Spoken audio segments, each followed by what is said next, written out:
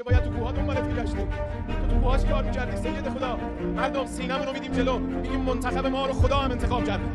بله این افتخار برام کشتی برسید. برو دورت بگردم سید.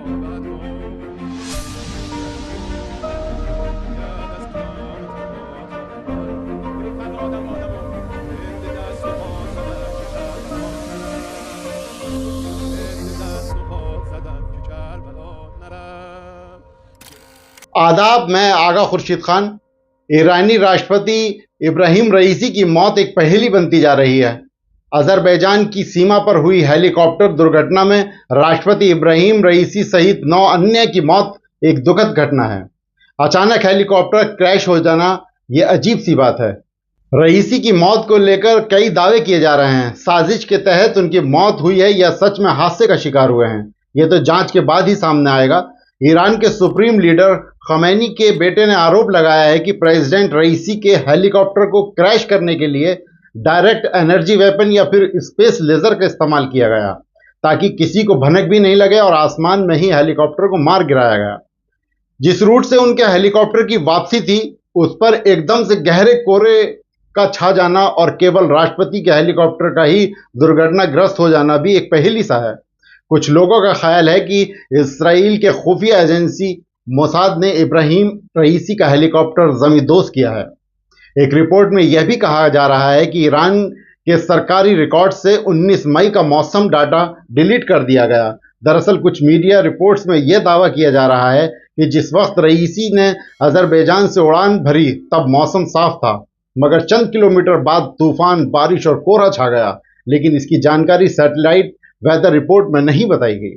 Social media पर कुछ लोगों ने ईरानी राष्ट्रपति का हेलीकॉप्टर उड़ा रहे पायलट पर भी संदेह जताया है, जबकि कुछ लोग सवाल उठा रहे हैं कि जब राष्ट्रपति के काफिले में शामिल 2 अन्य हेलीकॉप्टर सुरक्षित लैंड हो गए थे तो रईसी के हेलीकॉप्टर के साथ ऐसा क्यों नहीं हुआ। दूसरी तरफ अभी तक ईरान ने हेलीकॉप्टर दुर्घटना को हत्या नहीं बताया है। हालांकि ईरान सरकार ने अभी तक क्रैश का कोई कारण भी नहीं दिया है। इस शक की बड़ी वजह अजरबैजान और इसराइल के गहरे रिश्ते भी हैं। कुछ लोग यह भी मानते हैं कि रईसी को उनके हेलीकॉप्टर को क्रैश करने की साजिश रईसी के अपने करीबी विरोधियों की है। कई ने खुलकर कहा भी है कि अली खामेनी के बेटे ने यह साजिश की होगी। यह तो जांच के बाद ही पता चलेगा कि किसके दावे में कितनी सच्चाई है। लेकिन एक बड़ी धार्मिक और राजनीतिक हस्ती का देखते देखते चले जाना काफी दुखदायी घटना है। सोशल मीडिया पर इब्राहिम रईसी से अकीदत रखने वाले अलग अलग प्रकार से अपनी प्रतिक्रिया प्रकट कर रहे हैं। ईरान में हुए हेलीकॉप्टर क्रैश हादसा ईरान की तारीख का सबसे बड़ा जख्म है, लेकिन इस बड़े जख्म के बावजूद ईरान इस हादसे को साजिश कबूल नहीं करेगा, क्योंकि जिस तेजी से दुनिया में ईरान की ताकत का उरूज आया था वो इस हादसे की साजिश साबित होने से जवाल में बदल जाएगी। लेकिन इस हादसे के बाद ईरान के पास आखिरी मौका है कि अब वो अपने मुखालिफों के खिलाफ आखिरी लड़ाई की तैयारी करे, वरना उसके अंदर बैठे उसके अपने गद्दार उसको अगली बार कहीं का नहीं छोड़ेंगे। लेकिन उससे पहले उसको अपने परमाणु कार्यक्रम को भी मुकम्मल कर लेना होगा, जिसके लिए दुनिया में सबसे बड़ी कीमत ईरान ने चुकाई है।